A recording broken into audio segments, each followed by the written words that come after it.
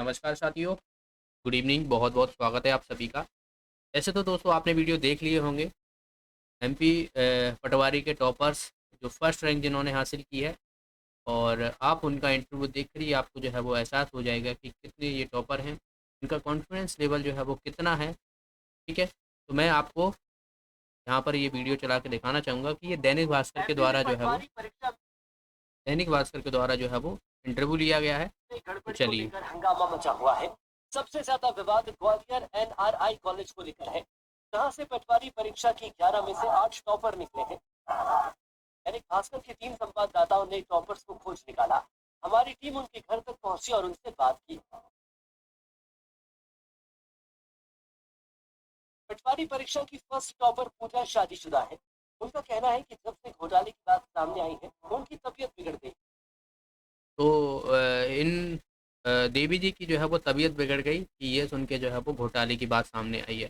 पहली बात तो मैं आपको बताना चाहूँगा कि कोई भी टॉपर्स होता है जिसने फर्स्ट रैंक हासिल की हो पढ़ के मेहनत करके, तो पहली बात तो बिल्कुल भी ये चीज़ें उनके सामने नहीं होती हैं, क्योंकि उन्होंने पढ़ाई करके जो है वो टॉपर बने हुए हैं। उनका अलग ही कॉन्फिडेंस लेवल होता है, और वो अभी तक जो है वो इतनी टाइम से जो है वो ये है आंदोलन चल रहा है या बात की जाए ये सब चीज़ें वायरल हो रही हैं, उससे पहले इनका कहीं भी मैडम का कहा जाए तो देवी जी का कहीं भी कुछ भी पता नहीं था। ओके, जब से इन्होंने घोटाले की बात सुनी है, माता जी की जो है वो देवी जी की जो है तबीयत खराब हो गई। ओके, और आगे देखिए। इससे पहले उन्होंने कोई भी कॉम्पिटिटिव एग्जाम नहीं दिया। इससे पहले इन्होंने कोई भी कॉम्पिटिटिव एग्जाम नहीं दिया है। पहली बात तो ये है, आपने पहले भी वीडियो देखे होंगे, एक जो है वो आया था तो जिन्होंने जो है वो कहा था कि एसएससी में बेटिंग आई थी, जबकि एसएससी में बेटिंग नहीं आती है। ठीक है, तो यहाँ पर एक चीज़ है, इन्होंने पहले कभी भी कोई भी परीक्षा नहीं दी है कोई भी, और पहली बार जो है वो परीक्षा दी है तो इन्होंने टॉप कर लिया है। समझ रहे हो। इन्होंने बताया जाता है कि इनका जो बैकग्राउंड है, ग्रेजुएशन इन्होंने संस्कृत से की हुई है। ओके, और आप समझ सकते हो कि संस्कृत जो इंसान लेता होगा उसका लेवल क्या ही होगा। ऐसा नहीं बोलता कि संस्कृत के स्टूडेंट जो है वो होशियार नहीं होते, लेकिन इस पटवारी के एग्जाम में 8 सब्जेक्ट के संस्कृत का कोई भी दूर दूर तक जो है वो नाता नहीं देखने को मिलता है। हिंदी हो गई, इंग्लिश हो गई, मैथ्स हो गई, रीजनिंग हो गई, साइंस हो गई, ठीक है, मैनेजमेंट हो गया, कंप्यूटर हो गया। ठीक है, तो ये आप ये सारे के सारे जो सब्जेक्ट आप देख रहे हो यहाँ पर, इंग्लिश हो गई, तो इसमें आपको हर एक सब्जेक्ट पे पकड़ होना चाहिए। इतने नंबर लाने के लिए 180 प्लस नंबर लेके जो है वो आए हैं, तो आप समझ सकते हो कि संस्कृत का स्टूडेंट जो है वो ऐसे कितने नंबर जो है वो ला सकता है। आगे सुनिए। को 8 पुस्तक पुरस्कार 2021 दिया गया। इसके 4 ऑप्शन है, उदित नारायण, के मिश्रा, आशा भोसले और अलका याग्निक। ये आशा भोसले। एक मेरा वो जो डकवर्थ लुईस है, वो कौन से खेल से संबंधित है? डकवर्थ? हाँ, डकवर्थ लुईस। टेनिस से। तो ये बहुत ही फेमस क्वेश्चन है स्पोर्ट्स का, डकवर्थ, क्योंकि टेनिस से बिल्कुल भी दूर दूर तक नाता नहीं है, ये क्रिकेट से संबंधित होता है। तो ये क्वेश्चन आप देख रहे हो, इससे पहले सही दिया था, और दूसरा क्वेश्चन जो है वो गलत दे दिया गया इनके द्वारा जवाब। इतना टॉपर लाने के बाद अगर ये आसान से क्वेश्चन गलत होते हैं तो कहीं ना कहीं संदेश बिल्कुल जाता है। आगे सुनते हैं। पूजा शर्मा के भाई हरिओम जी हमारे साथ हैं और हम इन्हीं से जानेंगे कि उनकी परीक्षा में कैसे इन्होंने योगदान दिया और उन्होंने इस परीक्षा को टॉप किया। चारों भाइयों ने बहनों ने हमने एक साथ ही पढ़ाई की है सभी ने, और हम लोगों ने मिल के स्टडी की है। जब जा कर के जैसे पूजा को हमने यहाँ तक पहुँचाने के लिए सारे नोट्स वगैरह खुद ने तैयार करे। तो इन भाई साहब का कहना है कि इन्होंने साथ में तैयारी की है, तो जाहिर सी बात है इन्होंने भी फॉर्म डाला होगा या नहीं डाला होगा, चलो छोड़ो उसकी बात, लेकिन इन्होंने नोट्स तैयार किए इन सब ने मिलकर, तो इनके नोट्स भी होंगे, जाहिर सी बात है। नोट्स कहाँ है, नोट्स भी ये दिखा सकते थे कि मैंने ये पढ़ाई की हुई है, ये मेरे नोट्स हैं। नोट्स का अभी तक कोई भी जिक्र नहीं देखने को मिला है इसमें। ठीक है, आगे दूसरे टॉपर की बात की जाए तो टॉपर पूनम से बात करने के लिए हम ग्वालियर के शताब्दीपुरम। तो ये जो पहले थी वो मुरैना जिले की थी। अब दूसरी जो टॉपर की बात की जा रही है यहाँ पर, ये पूजा, जो कि ग्वालियर में। के बाद से पूनम ने खुद को 2 कमरे वाले, तो इन्होंने मैडम ने जैसे ही वायरल वीडियो हुआ तो इन्होंने खुद को कमरे में बंद कर लिया। ऐसे टॉपर होते हैं, और ऐसे अगर टॉपर हुए तो आप समझ सकते हो कि क्या ही जो है वो नेक्स्ट लेवल पर धांधली देखने को मिल रही बंद कर लिया है। पूनम के पिता बैंक में गार्ड की नौकरी करते हैं। मां को 2 साल से कैंसर है। है। इनके पिताजी सिक्योरिटी गार्ड हैं, गार्ड की नौकरी करते हैं, और माता को जो है वो कैंसर है। देखिए, इन सब से कोई भी लेना देना नहीं होता है। हर किसी के परिवार जो है वो गरीब होता है, किसी ना किसी के परिवार में कोई बीमार होगा, जो मेहनत करके बच्चे आते हैं।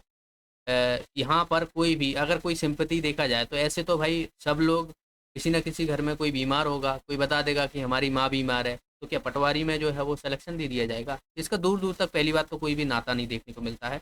आगे सुनिए। लेकिन अभी जो सब हो रहा है इस वजह से तो मन हट गया है कि मतलब कोई तैयारी करनी ही नहीं चाहिए। अगर इंसान का पढ़ के अच्छे मार्क्स लाने के बाद भी लोग आप पर उंगली उठाए तो दीदी का कहना है कि पढ़ के अच्छे मार्क्स लाकर भी अगर आप पे उँगली उठाई जा रही हो, तो ये बहुत गलत होता है। बिल्कुल बहुत गलत बात है, अगर आप पढ़ रहे हो और आप पर उँगली उठाई जा रही हो, तो ये बहुत ही गलत बात होती है। आगे सुनिए थोड़ा। उसके बाद तो नहीं करनी चाहिए मेरे हिसाब से। तो मध्य प्रदेश के जो पहले मुख्यमंत्री कौन थे? पहले मुख्यमंत्री तो ये इनकी पढ़ाई है। मध्य प्रदेश के पहले मुख्यमंत्री नहीं पता है दीदी को, लेकिन ये टॉप कर गई हैं। हर एक बच्चा जो शुरुआती मध्य प्रदेश की तैयारी करता है तो मुख्यमंत्री हो गए, जो फेमस चीज़ें होती हैं छोटी-छोटी उन सब के बारे में पढ़ता है। लेकिन बहुत आसान से क्वेश्चन जो है वो इनसे पूछे गए हैं, जो कि इनसे नहीं बने हैं। ओके, आप समझिए कि जो पटवारी का पेपर का लेवल था, ये जो क्वेश्चन पूछे जा रहे हैं इनसे दूर-दूर तक कोई भी नाता नहीं था। लेवल जीके का बहुत अच्छा था, अच्छे क्वेश्चन पूछे गए थे। ये तो जीके की बात की जाए, ठीक है ना? बाकी सब्जेक्ट में जैसे इंग्लिश हो गया, साइंस हो गया, कंप्यूटर हो गया, मैथ्स हो गया, रीजनिंग हो गया, जनरल मैनेजमेंट हो गया। अगर इनसे क्वेश्चन एक-एक करके पूछे जाएँ तो फिर इनके जवाब क्या ही होंगे? ये तो सिंपल से क्वेश्चन। तो यहाँ पर आपको एक चीज़ तो साफ-साफ समझ में आ रही है कि धाँधली बिल्कुल साफ नज़र आ रही है, धाँधली है। लेकिन अभी भी इस पर कोई भी एक्शन सामने नहीं आता है। 31 अगस्त को जो रिपोर्ट पेश की जाएगी, उसमें भी अगर कोई भी सामने चीज़ें नहीं आती है, तो आप समझ जाइए कि आने वाला जो भविष्य रहेगा आपका और जो सत्ता में सरकार रहेगी, समझ रहे हो? अगर आपने सरकार को जिताते हो या जो भी आप समझते हो उस हिसाब से, वर्तमान की स्थिति को देखकर आपको वोट देना है आगे चल के। तो इसकी रिपोर्ट तक हम इंतज़ार करेंगे, बाकी आगे देखिए दीदी के और सवाल देखते हैं। अभी कौन मुख्यमंत्री है मध्य प्रदेश में? शिवराज सिंह चौहान। मध्य प्रदेश की राजधानी क्या है? भोपाल। महाकाल मंदिर कहाँ पे है? उज्जैन में।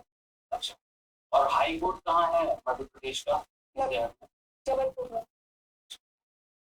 और एक ओमकारेश्वर मंदिर है, जी वो किस जिले में है? इंदौर में। ओमकारेश्वर ओमकारेश्वर गुजरात में। तो इन दीदी का कहना है कि ओमकारेश्वर मंदिर पहले तो इंदौर में है, देन उसके बाद जो है वो गुजरात एक राज्य है, तो उसको ज़िला बना दिया दीदी ने, तो ओमकारेश्वर जो है वो ज़िला गुजरात में। तो आप समझ सकते हो कि क्या ही इनकी आईक्यू लेवल है। और अगर आप ऐसे जो पटवारी हैं, ऐसे बनते हैं, तो चीज़ें जो है वो ज़ाहिर-सी बात है घेरे में आती हैं, शक के घेरे में आती हैं। ये पटवारी बनने लायक तो बिल्कुल भी नहीं है, सीधी-सीधी सी बात है। बहुत से अभी टॉपर हैं, जो रिंकू गुर्जर हो गए और भी लोग हैं, वो तो अभी सामने ही नहीं आए हैं। ज़ाहिर-सी बात है उन तक कोई बात पहुँची होगी और उनके अगर अंदर जो है वो मेहनत करके पटवारी की पोस्ट जो है वो हासिल की है, तो उनको सामने अभी तक आ जाना चाहिए, तो उन पे भी शक का दायरा होता है, सीधा-सीधा सी बात है।